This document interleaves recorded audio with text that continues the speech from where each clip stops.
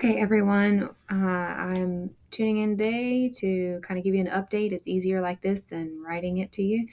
So, everyone's going to have the opportunity to look at their annotated bibliography section of what they submitted this past Friday and edit it in any fashion that you feel that you need to edit it. So, in your outline, you should have use this as your basis and then filled in lots and lots and lots of information.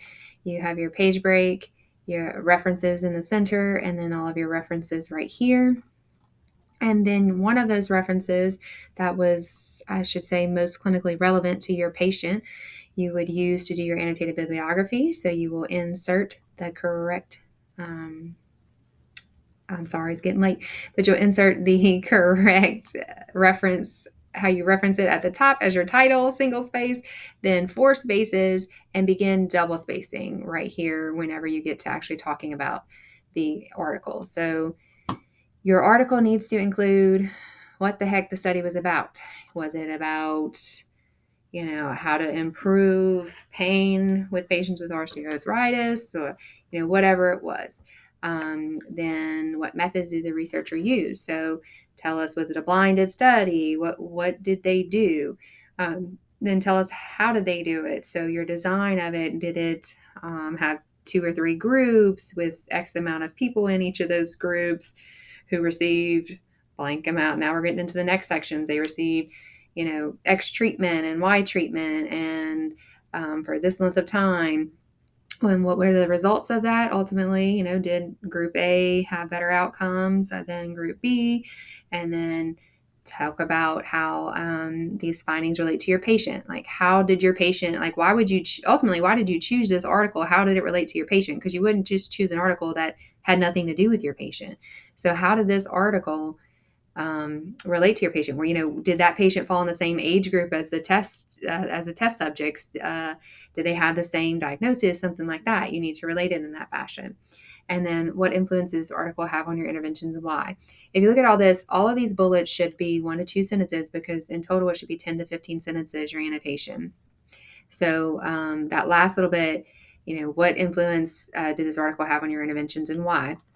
So talk about, did the article, were you able to maybe use what was suggested in the article, or did you decide not, to stop a treatment with the patient based off of your research, something of that nature? If for some reason you were not able to actually use the physical therapy treatment that your, article was about, or then you need to talk about why you weren't able to do that. Maybe your clinician, your CI was not trained in that or something. Who knows? But you need to talk about why, because it should be relevant why you wouldn't have done it. So then your reflection, just again, kind of thinking about in general, when you're looking at research, it should really dictate what you're doing with your patient. So that article should tie right into it. If you did an annotated bibliography on what is total knee replacement, then you need to you didn't do it right. You did not do it correctly, because that is not what we were looking for. We're looking for a research-based article, and what has to be included in it right here, and it tells you. So if you look at this, here's your example of one that is 15 sentences and talks about all of it. Right there, it gives you an example of what we're looking for.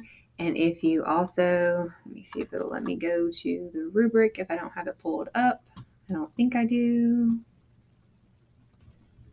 Okay, if you look at the rubric here, the annotated bibliography section, that last section of your outline, that reference should be correctly at the listed at the top in AMA style. I know it says multiple here, but that's actually for a different section. So it's that specific one.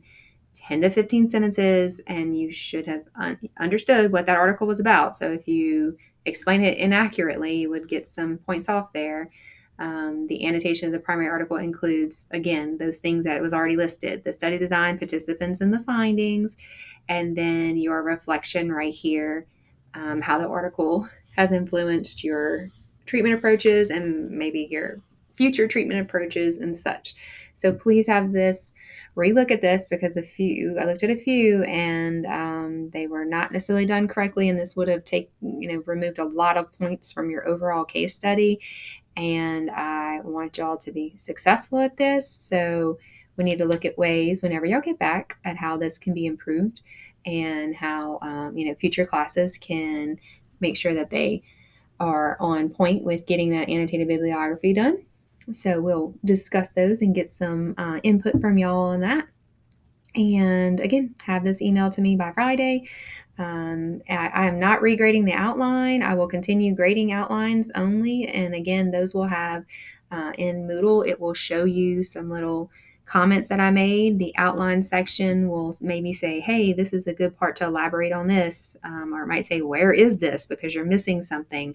Or I might have questions because as I'm reading it, it's not very clear. I made a lot of suggestions for some people so that they can improve upon their actual presentation itself. Because remember, your presentation is derived from your outline.